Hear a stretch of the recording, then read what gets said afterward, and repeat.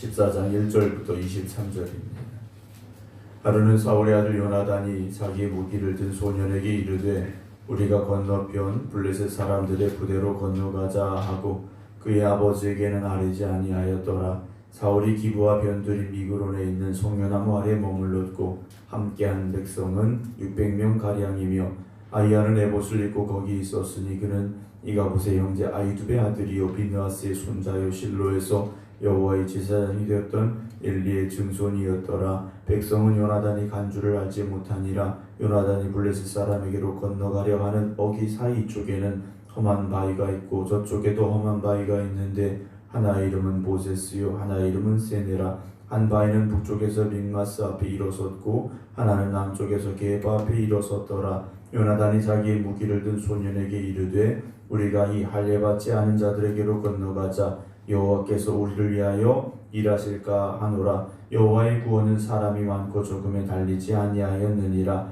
무기를 든 자가 그에게 이르되 당신의 마음에 있는 대로 다 행하여 앞서가소서. 내가 당신과 마음을 같이 하여 따르리이다. 요나단이 이르되 보라 우리가 그 사람들에게로 건너가서 그들에게 보이리니 그들이 만일 우리에게 이르기를 우리가 너희에게로 가기를 기다리라 하면 우리는 우리가 있는 곳에 가만히 있어서 그들에게로 올라가지 말 것이요 그들이 만일 말하기를 우리에게로 올라오라 하면 우리가 올라갈 것은 여호와께서 그들을 우리 손에 넘기셨음이니 이것이 우리에게 표징이 되리라 하고 둘이 다 블레셋 사람들에게 보임에 블레셋 사람이 이르되 보라 히브리 사람이 그들이 숨었던 구멍에서 나온다 하고 그 부대 사람들이 요나단과 그의 무기를 든 자에게 이르되 우리에게로 올라오라 너희에게 보여줄 것이 있는지라 한지라. 요나단이 자기의 무기를 든 자에게 이르되 나를 따라 올라오라 여호와께서 그들을 이스라엘의 손에 넘기셨느니라 하고 요나단이 손발로 기어 올라갔고 그 무기를 든 자도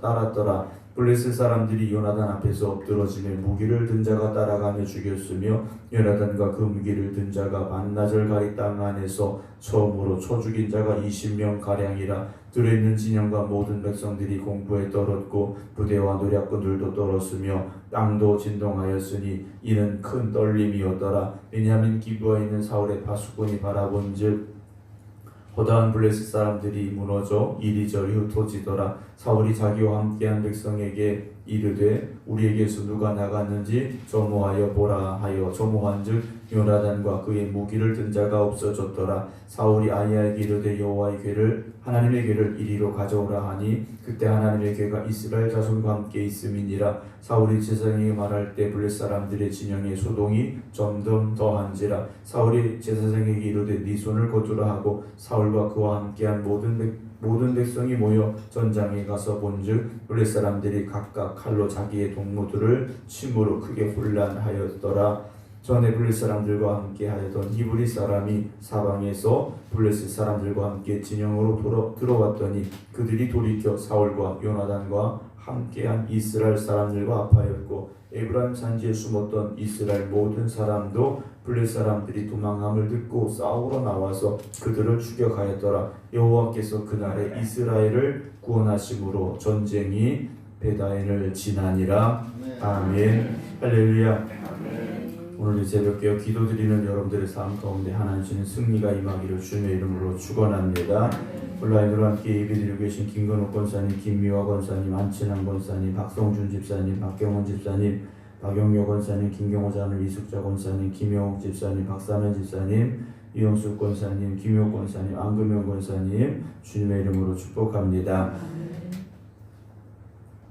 사울이 이제 블레셋과의 전쟁터에 나갔지만 이스라엘 백성들이 두려움에 빠졌고 그 전쟁은 블레셋의 승리로 끝날 것처럼 보였습니다. 그런데 그때 사울의 아들 요나단이 무기를 들고 블레셋을 향하여 나아가고 있음이 오늘 본문에 기록이 되어져 있습니다. 사울은 하나님의 마음에 합하였었고 또 하나님 보시기에 합당했었고 또 하나님의 영이 함께했던 사람이었는데 변하고 말았다라는 거죠. 실체는 겉으로는 그럴듯하게 왕이 되었고 또 하나님의 영이 함께했던 그런 사람이었지만 시간이 지나면서 그는 껍데기만 남은 사람이 되고 말았습니다. 오늘 저나 여러분들의 신앙의 모습이 우리는 사실 겉으로 드러나는 걸 볼 수밖에 없습니다. 그러나 하나님은 중심을 보고 계시다라는 사실을 우리가 잊지 말아야 할 것입니다. 참된 신앙은 겉으로만 그럴듯한 신앙이 아니라 그 안에 성령의 역사함이 있어야 되고요. 신앙의 열정이 식어지지 않아야 됩니다. 십자가를 바라보는 뜨거운 마음이 빼앗기지 않는 그런 삶이 되어져야 됩니다. 오늘 14장 1절은 하루는 사울의 아들 요나단이 자기의 무기를 든 소년에게 이르되 우리가 건너편 블레셋 사람들의 부대로 건너가자 하고 그의 아버지에게는 아뢰지 아니하였더라 라고 되어 있습니다. 이 아버지에게는 아뢰지 않았다. 요나단이 자기 아버지 사울에게는 알리지 않았다라고 되어 있습니다. 뭐 이유가 뻔하지 않겠습니까? 아버지한테 얘기하면 안 된다, 가지 말아라 아마 했겠죠.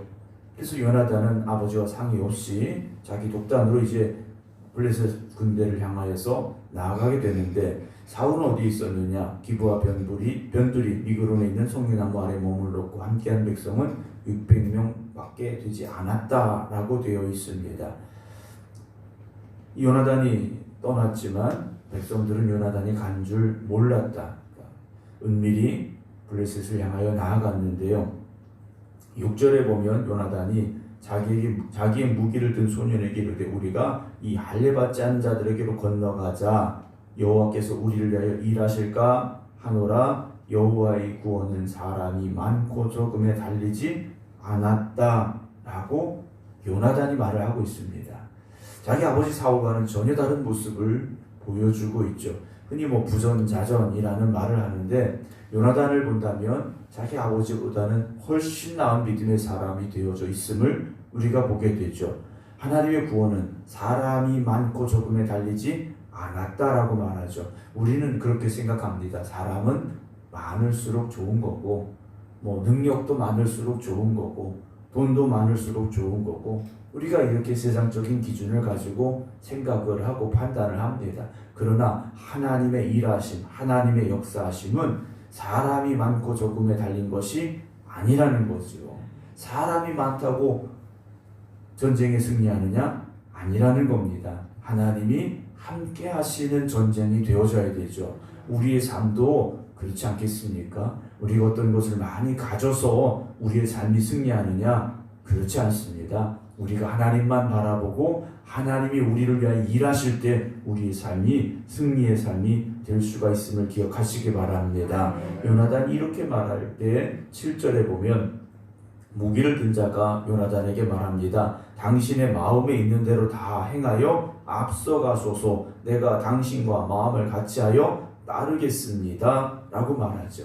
요나단은 사람이 많다고 이기는 거 아니야, 하나님이 이기게 하셔야 돼 그랬더니 요나단과 함께한 무기를 든 이 사람은 그렇게 하십시오. 당신의 마음에 있는 대로 다 행하여 앞서가소서. 내가 당신과 마음을 같이하여 따르겠습니다 라고 말하죠.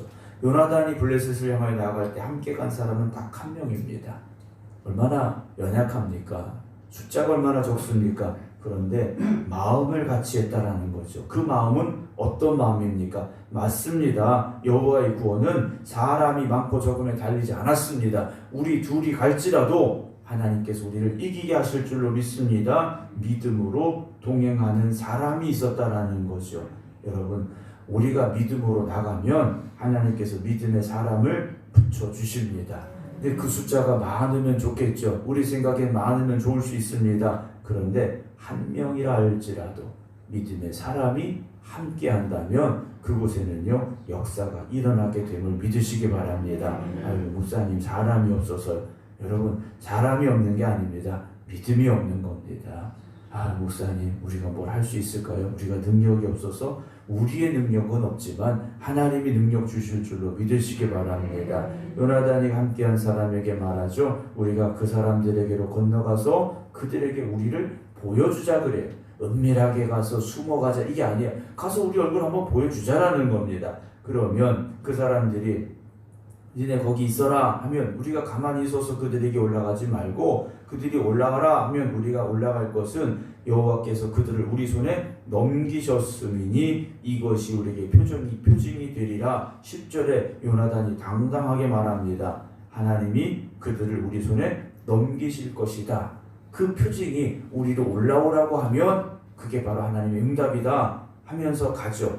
11절, 둘이 다 블레셋 사람에게 보였습니다. 그때 블레셋 사람들이 뭐라고 말합니까? 히브리 사람들이 그들이 숨었던 구멍에서 나온다 하고 그 부대 사람들이 요나단과 그의 무기를 든 자에게 이르되 우리에게 올라와라, 너에게 보여줄 것이 있다 라고 말을 하죠.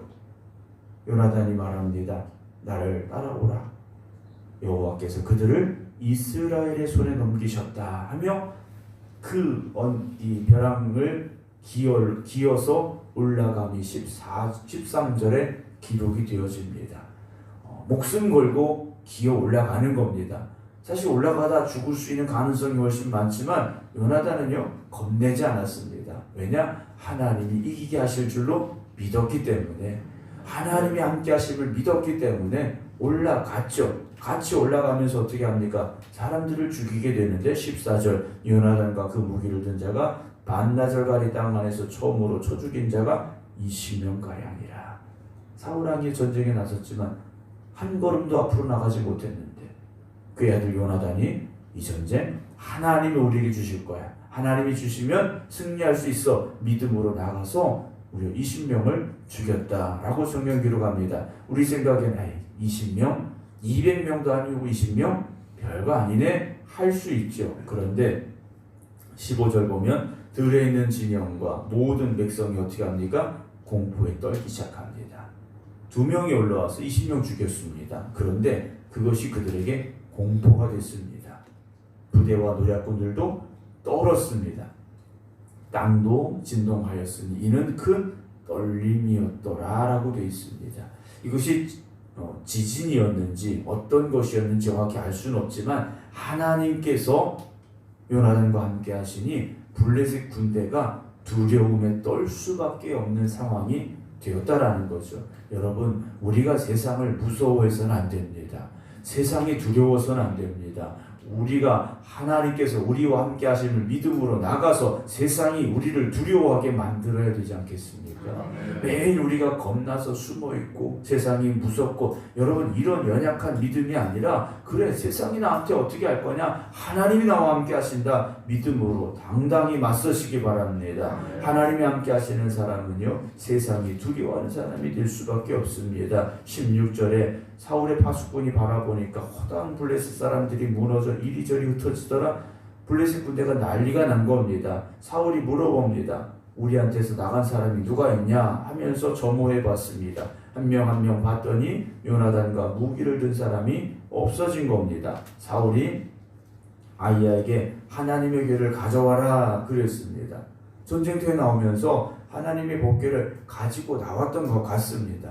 근데 이들은 이미 실패했던 그 방법을 또 쓰고 있다는 거죠. 하나님의 궤를 가져온다고 승리하는 게 아닌데 하나님의 궤를 가지고 여기까지 왔더라는 겁니다. 19절 보면 사울이 제사장에게 말할 때 블레셋 사람들의 진영의 소동이 점점 더한지라 사울이 제사장에게 이르되 네 손을 걷어라, 하나님의 궤를 가져오지 말아라 하면서 전쟁터로 이들이 달려가게 되죠. 전쟁터에 갔는데 20절 보면 가서 보니까 블레셋 사람들이 각각 칼로 자기의 동무들을 치므로 그게 혼란에 빠졌음이 성경에 기록이 됩니다. 자기들끼리 칼로 서로를 죽이고 있었더라는 거죠. 왜 그렇겠습니까? 이들의 혼이 나간 겁니다. 두려움 속에서 혼이 나가서 적군인지 아군인지 모르고 그저 자기 살려고 칼을 휘두르는 그런 상황이 됐더라는 거죠. 거기 21절 보면 전에 블레셋 사람들과 함께 하던 히브리 사람이 사방에서 블레셋 사람들과 함께 진영에 들어왔더니 그들이 돌이켜, 그러니까 히브리 사람 이스라엘 백성들이었음에도 불구하고 블레셋 사람들과 함께 했던 사람들이 있었다라는 거죠. 억지로 끌려갔든지 아니면 자원해서 갔든지 블레셋 군대와 함께 있던 이스라엘 백성들이 있었는데 이 상황 속에서 그들이 마음을 돌이켜서 이스라엘 군대와 연합하게 됐다라는 거죠. 여러분, 하나님께서는요 이렇게 사람을 붙여주시고 승리의 길로 이끌어 가심을 믿으시기 바랍니다. 우리가 믿음으로 나가면 하나님이 함께 하시고 하나님이 사람을 붙여주시고 역사하셔서 일이 이루어짐을 믿으시기 바랍니다. 두려워서 가만히 있으면 아무것도 할 수 없습니다. 여러분, 믿음은 도전입니다. 뻔히 보이는 승리를 향해 나가는 건 믿음이 아니죠. 그러나 이게 될까 싶을지라도 하나님이 주신 사명이라면, 하나님이 이끄시는 길이라면 내가 해보겠습니다, 내가 가겠습니다, 믿음으로 나가면 하나님께서 승리하게 하실 줄로 믿으시고 하나님이 역사하실 줄로 믿으시기 바랍니다. 22절에 에브라임 산지에 숨었던 이스라엘 모든 사람도 블레셋 사람들이 도망함을 듣고 싸우러 나와서 역시 그들도 함께 전쟁에 함께하게 되죠. 그래서 이 전쟁의 결과가 어떻습니까? 23절, 여호와께서 그날에, 여러 날 걸린 것도 아닙니다. 바로 그날입니다. 그날에 이스라엘을 구원하셨다라고 오늘 23절에 기록이 되어져 있습니다. 이 전쟁의 승리는 어떻게 시작이 된 겁니까? 믿음의 사람 요나단이 믿음의 발걸음을 내딛었더니 하나님께서 승리하게 하셨더라는 거죠. 여러분, 사람이 많이 필요한 게 아닙니다. 믿음으로 한 걸음 내디딜 수 있는 그 사람이 필요한 겁니다. 오늘 저와 여러분들이 바로 그 사람이 되어지시고 그 한 걸음을 내디딜 수 있는 오늘이 되어지시기 바랍니다. 한 걸음만 내디디면 됩니다. 이걸 할 수 있을까? 이게 될까? 고민만 하지 마시고 믿음으로 오늘 그 한 걸음을 내딛어 보시기 바랍니다. 반드시 하나님께서 도와주시고 역사하시고 승리케 하여 주실 줄로 믿으시기를 주님의 이름으로 축원합니다. 기도하겠습니다. 살아계신 하나님께서 이스라엘 군대와 함께하고 계셨는데 사울왕과 군대는 블레셋 군대만 쳐다보고 있었습니다. 그들과 함께 하시고 살아 역사하시는 하나님을 바라보지 못한 사울은 두려움에 빠졌습니다. 이스라엘 군대는 뿔뿔이 흩어질 수밖에 없었습니다. 그러나 사울의 아들 요나단은 믿음으로 전쟁터를 바라보았습니다.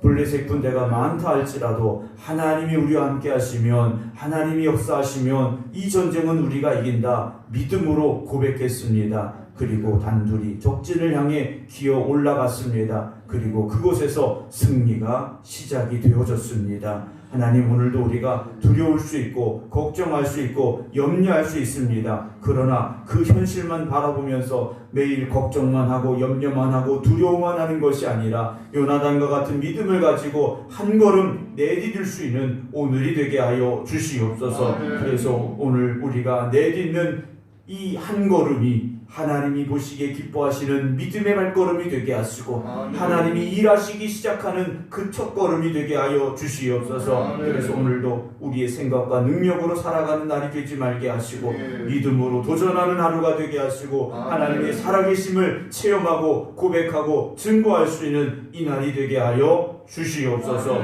이제는 우리 주 예수 그리스도의 은혜와 아버지 하나님의 극진하신 사랑하심과 성령님의 감동 감화 역사하심이 오늘 요나단과 같이 믿음으로 한 걸음 내딛겠습니다 고백하며 결단하며 기도드리는 모든 성도들 위해 이제부터 영원토록 함께 하시기를 간절히 축원하옵나이다.